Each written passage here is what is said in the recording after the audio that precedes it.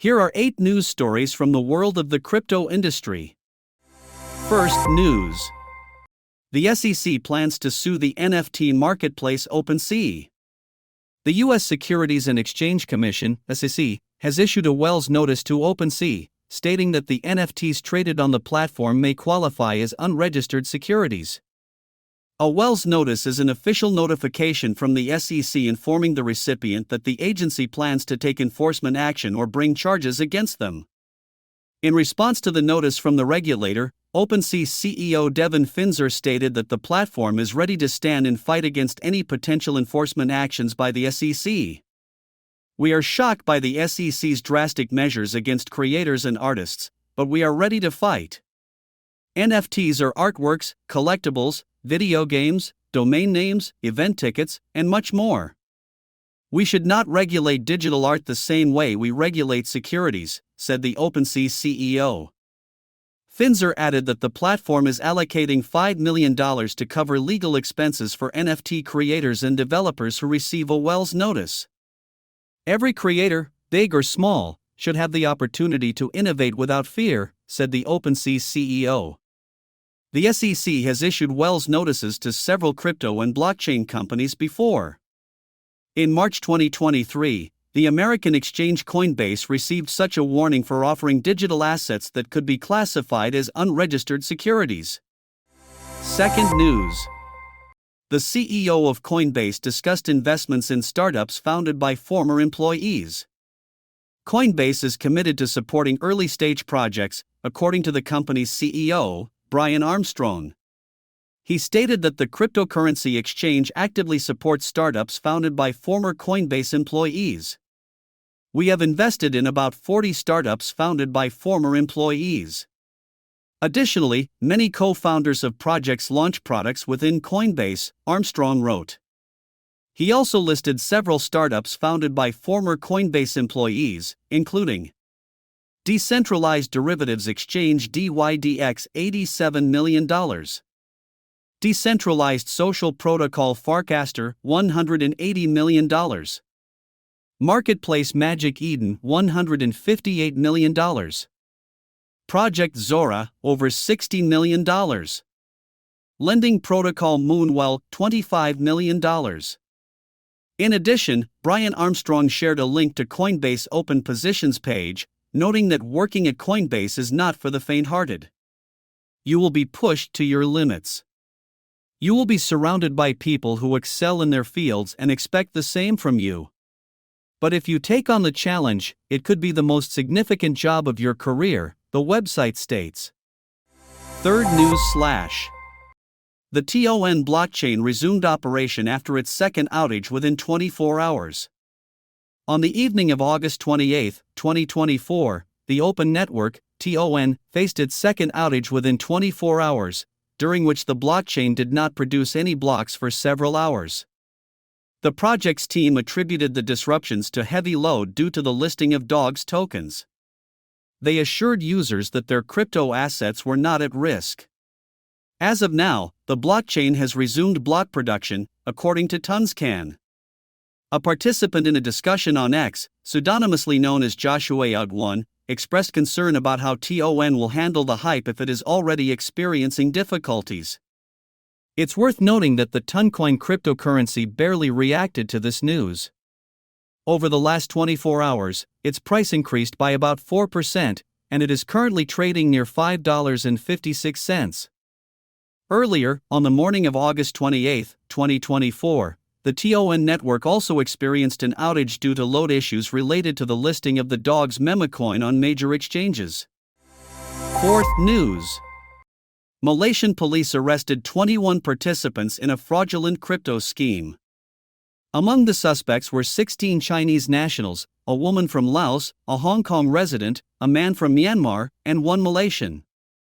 According to prosecutors, the alleged fraudsters found victims through popular dating platforms like Tinder and Monsters, convincing them to invest in cryptocurrencies. The perpetrators lured them into fake apps like BitBank and CoinCheck. The fraudsters operated out of bungalows protected by high fences in remote areas. Police tracked them down for about a month. During raids, law enforcement confiscated 55 phones, 17 computers, and other electronic devices used in the scam. The local suspect has already been released on bail, as his detention period expired on August 25. The remaining 20 individuals are still in custody. Authorities are investigating the case under Section 420 of the Malaysian Penal Code, which deals with fraud. The exact amount lost by victims of the fraudulent investment scheme has not yet been disclosed. Recently, Malaysian police confiscated 52 devices used for Bitcoin mining and arrested 7 miners on suspicion of electricity theft. They face hefty fines or up to 5 years in prison.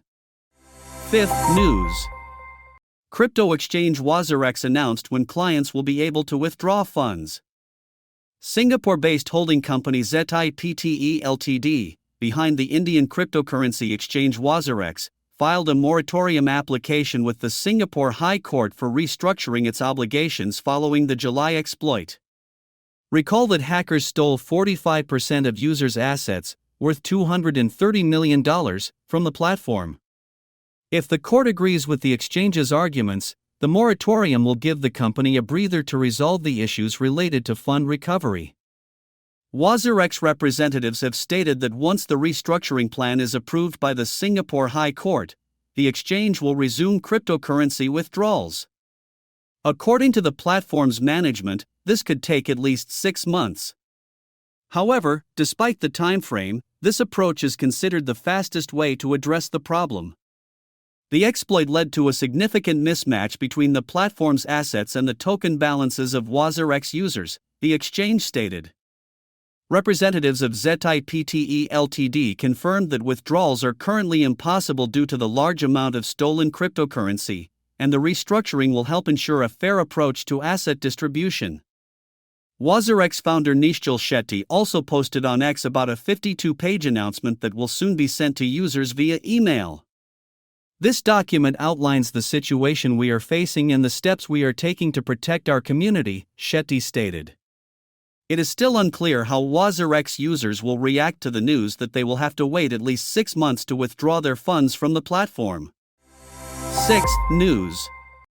The CEO of OpenSea fights with the SEC. On August 28, Devin Finzer, co-founder and CEO of OpenSea, announced that the U.S. Securities and Exchange Commission had issued a Wells notice to the NFT marketplace. This notice, which often precedes a lawsuit, suggests that the SEC believes OpenSea may have violated federal securities laws by facilitating the sale of NFTs that could be considered securities. The community is divided on the SEC's crackdown on OpenSea. Finzer quickly responded, expressing his shock at the SEC's approach. He argued that NFTs are fundamentally different from securities, describing them as creative commodities, such as artworks, collectibles, and in-game items. We are shocked that the SEC has taken such a drastic step against creators and artists. But we are ready to stand and fight, Finzer stated.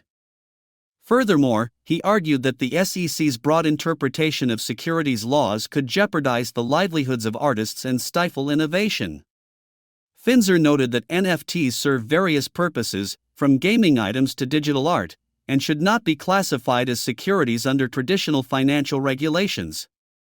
To support the broader NFT community, he announced that OpenSea is allocating $5 million to cover legal costs for NFT creators and developers who receive similar notices. Every creator, big or small, should have the opportunity to innovate without fear, Finzer emphasized. This legal battle has sparked mixed reactions within the NFT community. Some, such as Congressman Wiley Nickel, criticized the SEC's approach as overly aggressive, threatening to disrupt digital innovation in the United States. The SEC's aggressive use of regulation by enforcement is a blatant abuse of power that undermines the trust and transparency of our regulatory system, Nickel stated. Others, such as Cameron Winklevoss, co-founder of the cryptocurrency exchange Gemini, echoed this sentiment. He described the SEC's actions as part of a broader war on crypto. Jake Chervinsky, general counsel at Varian Fund, also criticized the SEC's approach. The SEC has completely lost the plot. The idea that a financial market regulator created in the 1930s would have jurisdiction over digital art in the 2020s defies not only common sense but also the SEC's statutory authority. Thank you, OpenSea, for fighting the good fight, Chervinsky statutory authority. However, not everyone supports OpenSea's position. Some members of the NFT community expressed relief that the SEC is taking action against what they see as unethical practices by OpenSea. A prominent figure known as PandaPunk has been particularly vocal, accusing OpenSea of anti-competitive behavior and mishandling user complaints. Nevertheless, the SEC's actions against the platform are particularly significant given OpenSea's dominant position in the NFT market.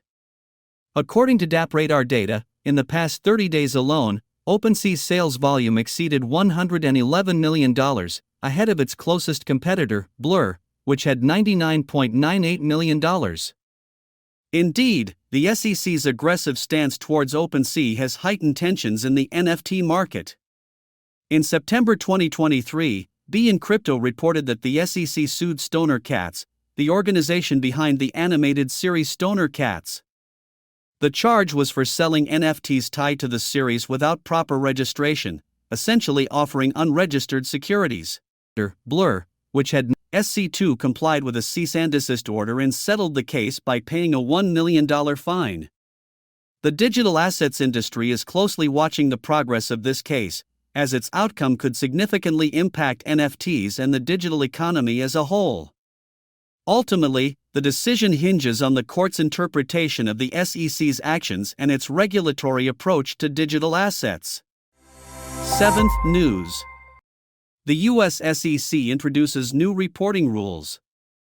The U.S. Securities and Exchange Commission is reportedly moving forward with implementing new rules for exchange-traded funds and mutual funds. According to a recent report, the agency aims to introduce a new rule to enhance market transparency and inform investors. Investors are keen to understand the impact of the new rule, which is expected to be approved today, on Bitcoin and Ethereum ETF issuers. The U.S. SEC will require ETFs and mutual funds to report their portfolios monthly instead of the current quarterly requirement. According to a Reuters report, the agency is set to approve the rule changes today at a meeting. Notably, this move will help investors make informed decisions with greater market transparency.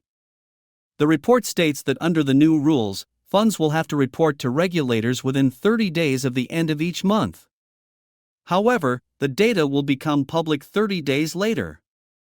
The regulation is expected to take effect by November 2025, with smaller funds having until May 2026 to comply.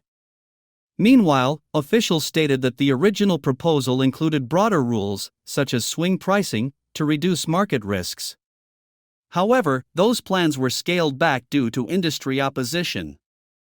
Instead, the SEC now seeks to refine existing liquidity risk management rules for open-end funds, allowing traders to redeem their shares daily. The proposed rules, according to the report, aim to clarify the classification of liquidity assets and other key terms to ensure compliance and protect investors. However, the rule changes have sparked discussions about their potential impact on Bitcoin and Ethereum ETFs. Crypto market enthusiasts, already concerned about the agency's stance toward digital assets, are closely watching how these rules might affect the growing crypto ETF market. About the agency's stance, new reporting requirements could directly impact Bitcoin and Ether ETF issuers. For context, issuers are expected to adhere to the same monthly reporting standards as traditional funds. Meanwhile, this could increase transparency for investors interested in this investment tool by providing them with up-to-date information on assets and market movements. Additionally, given the recent optimism surrounding these ETFs, increased transparency could be seen as a positive step for the market. 8th News. Bitcoin mining difficulty increased by almost 3%. On August 28, 2024, Bitcoin mining difficulty reached 89.47 T, marking a 2.99% increase, according to BTC.com. The average hash rate on the Bitcoin network is 743.28 EH/s, compared to 641.08 EH/s during the previous difficulty adjustment. According to available data, the next difficulty increase could reach 89.57 T, a 0.11% rise. Mining difficulty measures the total computational power required to mine cryptocurrency. An increase indicates heightened activity among mining companies, while a decrease suggests the opposite. This increase in difficulty brings the next Bitcoin halving event closer. The last halving occurred in April 2024, marking the fourth time the reward for mining a Bitcoin block was cut in half.